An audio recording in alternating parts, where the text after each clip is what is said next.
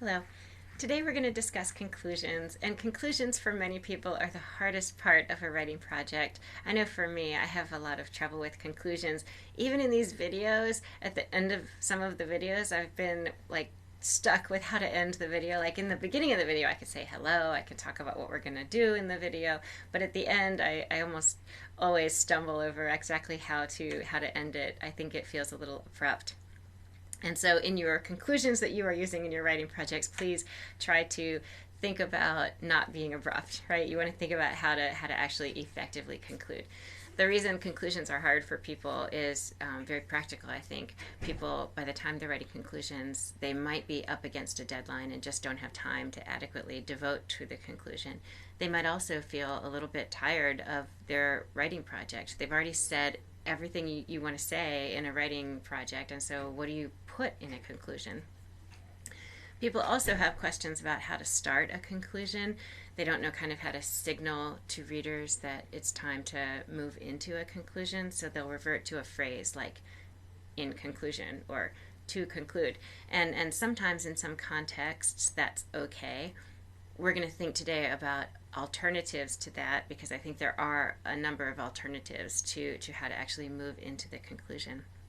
And a final aspect of conclusions that's hard for people is to decide how long a conclusion should be. And sometimes there are paragraphs, sometimes there are a couple paragraphs. It kind of depends on the context in which you're writing. But the important thing to remember with conclusions is that they're really important. They're the last moment you have in which you can talk to readers. So please do take time and care with your conclusions and use them to your advantage. It's one of the power positions in your writing, right?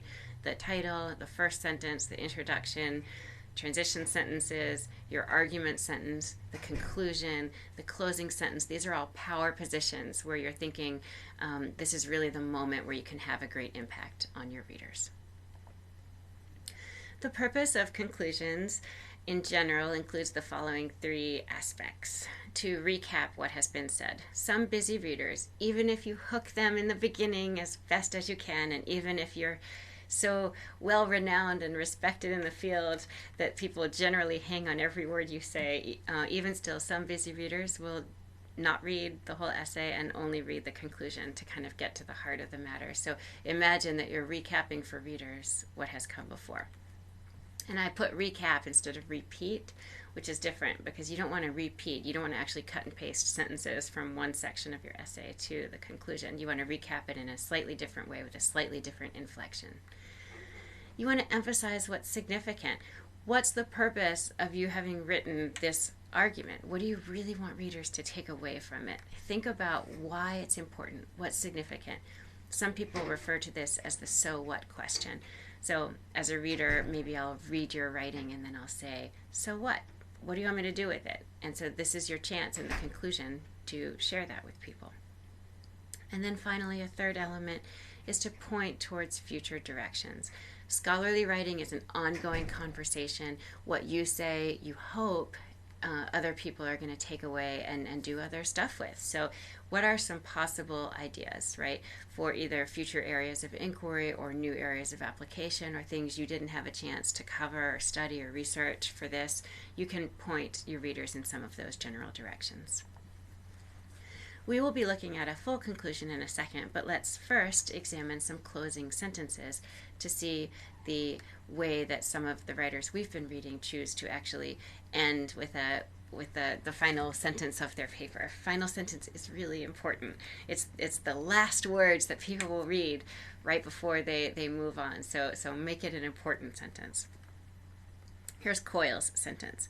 More stars, Clifford says, are on the way. And I would say that this is an example of Coyle saying that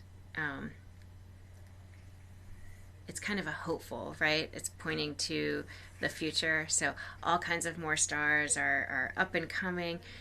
It's also, though, giving away that final spot to Clifford. So that was a choice that Coyle made to kind of offer another writer that final moment in his essay. Here's Colvin's. But the striking, liberating news is that greatness isn't reserved for a preordained few. It is available to you and to everyone. And here again is that kind of inspirational call to action at the end, right? You can do this. This is important. This is why it's significant. And here's Charnas and Tufiesh. Despite the difficulty in pursuing research with experts, the studies undertaken in domains such as sports, medicine, and aviation during the past decade show the promise of the expert performance approach. And so here, too, we have another example of future directions, the promise of the expert performance approach. And so in all these cases, this is a writer saying, this is kind of, I'm inspiring you. I'm inspiring something beyond what I have written. And also talking about the difficulty in pursuing research. So if I were a researcher, I would take that as kind of a challenge, right? So let me think about the difficulties. Let me name some of the difficulties. Let me work on this problem. Here's an example of Colvin's conclusion. And again, as with the introduction that we looked at, Colvin's conclusion is several paragraphs. In your work, you might not have several paragraphs, or you might have more than several paragraphs. It kind of depends on the context. So here's his signal that he's moving away from the body of his essay to the conclusion. For most people, I can imagine him kind of thinking that readers are going to take a breath. This is the beginning of a new paragraph. It's a breath, right? For most people. It's also a move kind of more to a bird's eye view, or a view above, right? Applying what he's maybe been talking about to a more general perspective. This is an alternative to him having written in conclusion, or to conclude, which would have been another choice he made. But I think this is a smoother version. For most people, work is hard enough without pushing even harder. Those extra steps are so difficult and painful, they almost never get done. That's the way it must be. If great performance were easy, it wouldn't be rare, which leads to possibly the deepest question about greatness. And here we have him saying, here's even more significance, right? Which suggests already he's talked about stuff that's really important, but here, this is really it, right? And as a reader, this shows me, oh, I really need to listen. I'm so interested to hear what the deepest question is.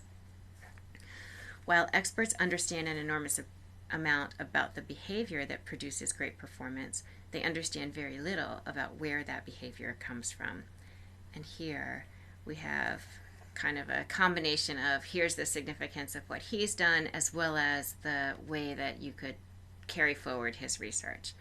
The authors of one study conclude, and here he names some experts. So again, we're still using experts in the conclusion. The critical reality is that we are not hostage to some naturally granted level of talent. And I would say at this point that Colvin is moving to do that kind of work of inspiring his readers, or a call to action of some kind, right? Like a rallying call. We can make ourselves what we will. Strangely, that idea is not popular. And then still he's showing the significance, right? People hate abandoning the notion that they would coast to fame and riches if they found their talent. But that view is tragically constraining, because when they hit life's inevitable bumps in the road, they conclude that they just aren't gifted and give up. Maybe we can't expect most people to achieve greatness. It's just too demanding. But the striking, liberating news is that greatness isn't reserved for a preordained few. It is available to you and to everyone. And here, that's like kind of the inspiring final ending. And this is also kind of the challenge to readers, right? Maybe it's just too demanding for you. Maybe you can't do it. Which, as a reader, what I get from this is, that's not too demanding for me. I can do it.